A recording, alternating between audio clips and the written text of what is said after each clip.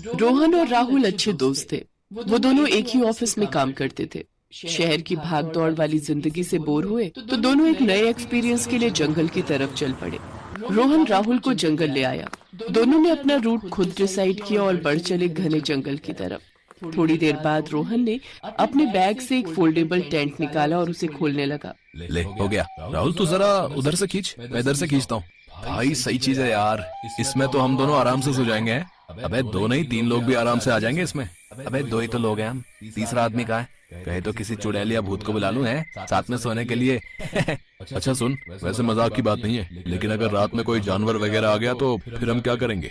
देखिए टेंट पूरी तरह से पैक है, तो छोटे जानवर सांप बिच्छू जैसे तो अंदर नहीं आ पाएंगे, और अगर कोई बड़ा जानवर अंदर घुसने की कोशिश करेगा तो फिर ये मेरी पिस्टल कब काम आएगी? उत्तरी तो पिस्टल लाया अपने साथ है तो क्या यार, जंगल के जानवर तेरे मामा है क्या है जो आएंगे तेरा सत्कार करेंगे। भाई सेफ्टी फर्स्ट भाई। रोहन को समझ नहीं आ रहा था कि राहुल का पिस्टल साथ लाना ठीक है या नहीं, तो वो चुप ही रहा। फिर उसने कुछ सोचते हुए कहा, भाई पिस्टल तभी चलाना जब वाकई इसकी जरूरत हो। और ये क्या है? ये कैमरा है, रात में इसे लेकर थोड़ी दूर जाऊंगा और ऐसे शूट करूंगा कि उस वीडियो पर करोड़ों व्यूज आएंगे और फिर मैं उससे ढेरों कमाऊंगा। ओए लालची, कहीं दूर मत निकल जाना, चला जा, अब खाना खा लेते हैं। दोनों दोस्त बुरी तरह थके हुए थे। रोहन तो खाना खाते ही सो गया, लेकिन राहुल, उसे तो वीडियो शूट करना था ताकि वो उस वीडियो से ढेरों पैसे कमा सके। राहुल स्वभाव से लालची था। वो हर वक्त बस अमीर बनने के सपने ही देखता रहता था। उस रात उसने अपना कैमरा उठाया, उसे ऑन किया और फिर जंगल की तरफ बढ़ चला। काफी देर चलने के बाद वो थक कर एक पेड़ के नीचे बैठ गया। अब वो वहाँ पूरी तरह से अकेला था। तभी उसे अचानक कहीं से एक आवाज सुनाई दी। राहुल इधर आओ मेरे पास। कौन है वहाँ? इधर आओ, मैं तुम्हारी जिंदगी बदल दूंगा। तुम्हें अमीर बनना है ना, तो इधर आओ मेरे पास। राहुल उस आवाज की तरफ बढ़ने लगा। कुछ ही देर बाद वो एक ऐसी जगह पहुंच गया जहां एक झरना बह रहा था और उसके सामने एक छोटा सा खाली मैदान था। लेकिन अजीब बात ये थी कि वहां 4 अजीब से पत्थर जमीन में गड़े हुए थे। उन चारों पत्थरों में से जो सबसे बड़ा पत्थर था वो काले रंग का था और उसके आसपास 3 पत्थर और थे जो हरे, भूरे और नीले रंग के थे। वो तीनों ही पत्थर रात के अंधेरे में चमक रहे थे। उन पत्थरों को देखते ही रोहन के मन में लालच आ गया और उसने हरे चमकीले पत्थर को उखाड़ने की कोशिश की, लेकिन वो उसे उखाड़ नहीं पाया। काफी देर तक कोशिश करने के बाद वो भागकर टेंट में गया और सोते हुए रोहन को जगाने लगा। उसे भी अपने साथ उस जगह पर ले गया और फिर क्या कर रहा है यार, तुझे पाप लगेगा बे। अबे आंखें खोल के देख, सामने करोड़ों रुपए जमीन में गड़े हुए बे। उन तीनों चमकते हुए पत्थरों को देखकर रोहन की नींद भाग गई। वो हैरानी से उन तीनों पत्थरों को छूकर देखने लगा। अजीब बात है यार, ध्यान से देख, ये तीनों पत्थर इस काले पत्थर को घेरे हुए हैं। भाई चल यहाँ से यार, मुझे तो ये कुछ अजीब ही लग रहा है। पागल है क्या है? अरे मेरी मदद कर यार, हम इन तीनों पत्थरों को उखाड़ कर बेच देंगे और करोड़ों रुपए कमाएंगे। जैसे ही राहुल ने एक पत्थर को उखाड़ने की कोशिश की कि तभी उस बड़े काले पत्थर से आवाज आई। ऐसे तो इन पत्थरों को तुम कभी निकाल नहीं पाओगे। इसके लिए तुम्हें उस झरने का पानी इन पत्थरों पर डालना होगा, जिससे ये खुद ब खुद बाहर आ जाएंगे। पर तुम्हें इतनी मेहनत करने की भी जरूरत नहीं, क्योंकि इन तीनों पत्थरों को बेचकर तुम उतने पैसे नहीं कमा पाओगे जितने पैसे तुम्हें मैं दूंगा। असल में मैं एक भोला भाला इंसान हूँ जिसे इस पत्थर में कैद कर दिया गया है। अगर तुम मुझे आजाद कर दो तो मैं अपनी आधी संपत्ति तुम्हें दे दूंगा। राहुल की आंखों में पैसा तैरने लगा। उसने फौरन भागकर झरने के पानी को अपने हाथों में भरा और काले पत्थर की तरफ भागा। तभी उन बाकी के चमकदार पत्थरों में से एक आवाज आई। ऐसा मत करना, ये कपाला है, एक भयंकर राक्षस है। ये आजाद होते ही तुम्हें मार डालेगा। राहुल ने उस आवाज को अनसुना कर दिया और झरने का पानी लेकर उस काले पत्थर की तरफ बढ़ने लगा। इस बीच रोहन ने राहुल को रोकने की कोशिश की, लेकिन राहुल फिर भी नहीं रुका और उसने आगे बढ़कर उस काले पत्थर पर झरने का पानी डाल दिया।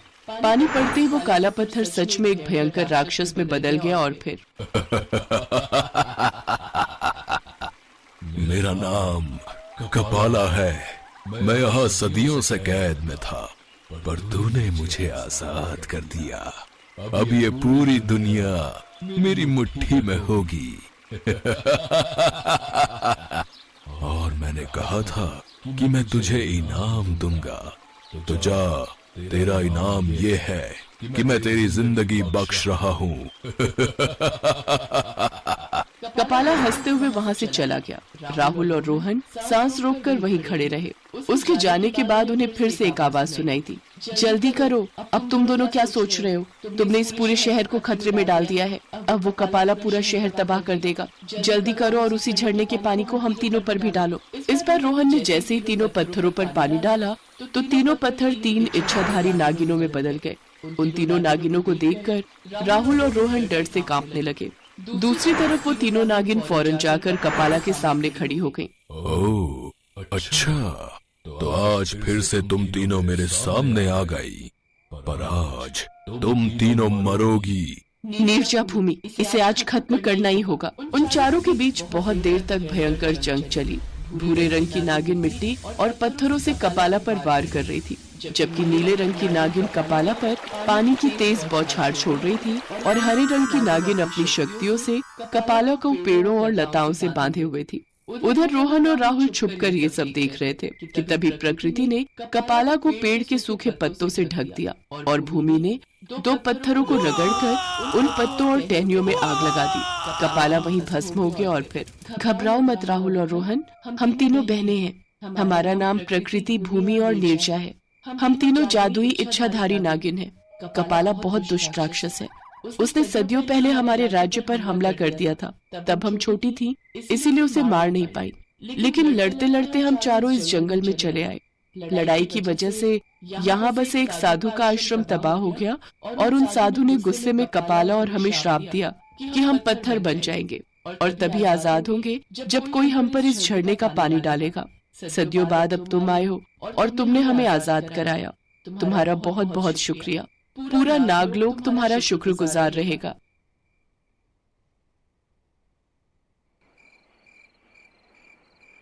मोहिनी दौड़ रही है, उसके पीछे 2 गुंडे दौड़ रहे हैं।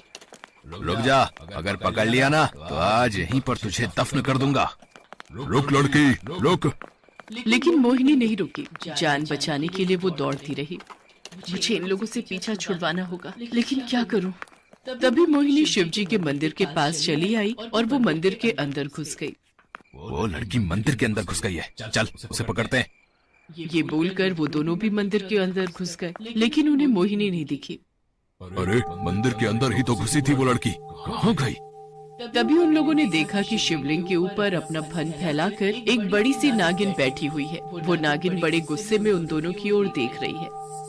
अरे बाप रे, ये क्या? चल भाई चल, भाग यहाँ से। लेकिन उन दोनों को भागने का मौका नहीं मिला। उस नागिन ने दोनों को डस लिया और दोनों का देहांत हो गया। और उसके बाद वो नागिन मोहिनी में बदल गई। मुझे मारोगे तुम लोग? जैसी करनी वैसी भरनी। और फिर मोहिनी ने शिवलिंग के सामने प्रणाम किया। प्रणाम महादेव, आप ही की वजह से आज मैं जिंदा हूँ। मोहिनी घर लौट गई। गांव के सेठ चंदनलाल मंदिर में आए और दोनों गुंडों की डेड बॉडी देखी। छे, ये लोग तो किसी काम के नहीं हैं। अब जो करना है मुझे अपने हाथों से करना होगा।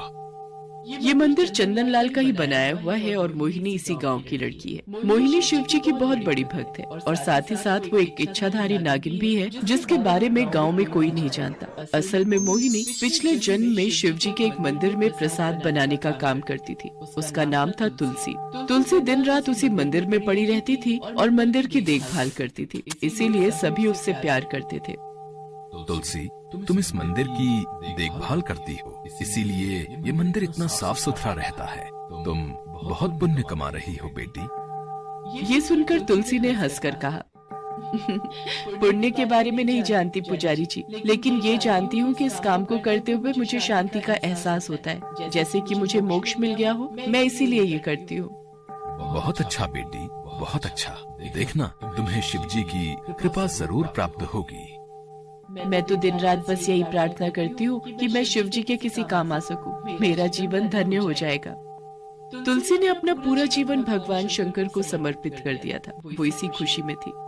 हे महादेव, आपकी कृपा के बिना ये जीवन तुच्छ है। मुझे आशीर्वाद दीजिए महादेव, ताकि मैं आपके किसी काम आ सकूं।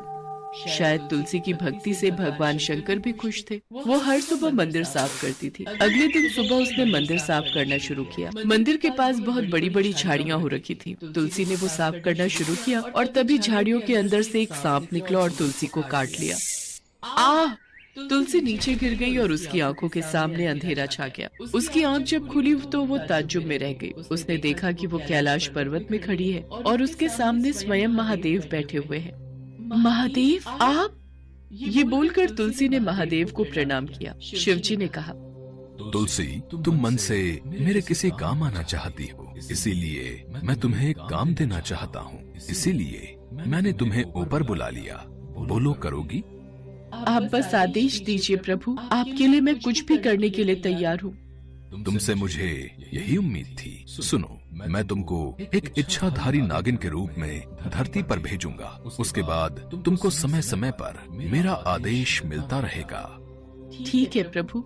शिवजी ने मोहिनी को सरला नाम की एक औरत के पेट में भेज दिया। सरला गांव में चंदन लाल के घर काम करती थी। चंदन लाल हर रोज सरला के ऊपर अत्याचार करता था। इसी बात से सरला परेशान रहती थी। गर्भवती होने के कुछ ही दिनों बाद सरला का पति एक एक्सीडेंट में मारा गया और उसके कुछ महीने बाद सरला ने तुलसी के नए अवतार मोहिनी को जन्म दिया। मोहिनी बड़ी होने लगी। वो 2 साल की हो गई। तब एक दिन घर में एक सांप घुस आया। सरला डर गई। अरे ये क्या? ये तो जहरीला सांप है। डरो मत माँ, मैं इसे बाहर छोड़कर आती हूँ।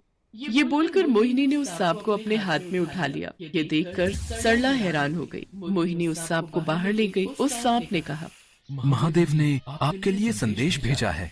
बताओ क्या संदेश है? आप इच्छाधारी नागिन हो। इस बारे में समय से पहले किसी को कानो कान खबर नहीं होनी चाहिए। ठीक है। और इस गांव में एक आदमी रहता है, उसका नाम चंदन लाल है। हाँ, मैं उसे पहचानती हूँ। मेरी माँ उसके घर में काम करती है। आपको उस पर नजर रखनी है। वो बदमाश है, शिव भक्त होने का ढोंग करता है और पीठ पीछे बुरे काम करता है। ठीक है, वही होगा। उस दिन सरला चंदन लाल के घर काम करने गई और उसके हाथ से एक फूलदानी नीचे गिरकर टूट गया। उसी वजह से चंदन लाल ने उसे मारना शुरू किया। सरला के सिर पर चोट लग गई और सर से बहुत ज्यादा खून निकलने लगा। चंदन लाल उसे अस्पताल भी नहीं लेकर गया और वहीं पर सरला का देहांत हो गया। गंदे नाली के कीड़े, अब इसे नदी में फेंकना पड़ेगा। उसने अपने पालतू गुंडों से सरला की लाश को नदी में फेंकवा दिया। मोहिनी को जब ये सब पता चला तब वो बहुत रोई और उसने अपने आप से एक वादा किया, मैं इसका बदला लूंगी। शिवजी ने इसी आदमी पर नजर रखने के लिए कहा है। सही समय आने पर मैं इसे खत्म कर दूंगी। इसके बाद से मोहिनी अकेले ही जीने लगी और चुपके से चंदन लाल पर नजर रखने लगी। चंदन लाल कब कहाँ जाता है, क्या करता है, मोहिनी ने सब कुछ देख लिया। ऐसे ही 16 साल बीत गए। मोहिनी जवान हो गई। एक दिन चंदन लाल ने अपने गुंडों की मदद से सरकारी खजाने से बहुत सारे सोने के जेवर लूट लिए। ये आज तक की मेरी सबसे बड़ी चोरी है। लेकिन इतना सारा सोना छुपाएंगे कहाँ? घर में पुलिस की रेड पड़ी तो सब कुछ खत्म हो जाएगा। उसकी चिंता तू क्यों कर रहा है? मैंने सब कुछ सोच के रखा है। इसी गांव में मैं एक शिवजी का मंदिर बनवाऊंगा और उसी के नीचे मैं इन चीजों को छुपा कर रखूंगा।